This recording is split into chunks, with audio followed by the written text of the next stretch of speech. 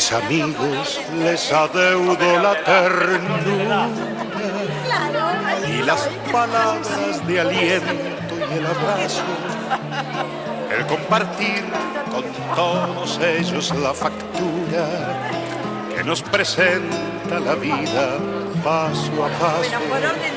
A mis amigos les adeudo la paciencia de tolerarme mis espinas más agudas, los arrebatos del humor, la negligencia, las vanidades, los temores y las dudas. Un barco frágil de papel parece a veces la amistad, pero jamás puede con él la más violenta tempestad, porque ese barco de papel tiene aferrado a su timón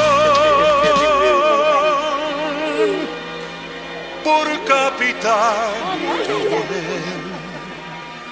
un corazón. ¿Me vas a dar un beso ahora? ¿O no un beso? Le di un beso con el brazo y se limpió.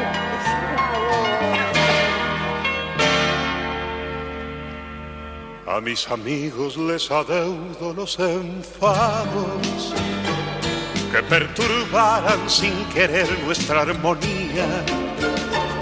Sabemos todos que no puede ser pecado el discutir alguna vez por tonterías. A mis amigos legaré cuando me muera mi devoción en un acorde de guitarra, y entre los versos olvidados de un poema mi pobre alma incorregible de cigarra.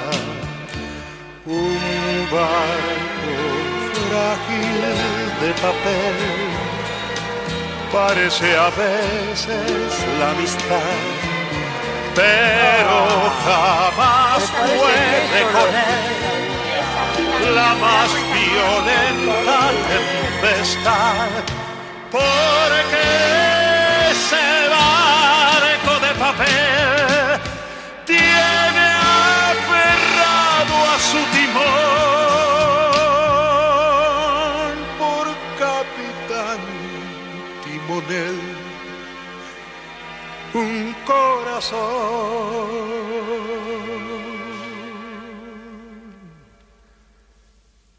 Amigo mío, si esta copla como el viento, a donde quieras escucharla, te reclama, serás plural porque lo exige el sentimiento.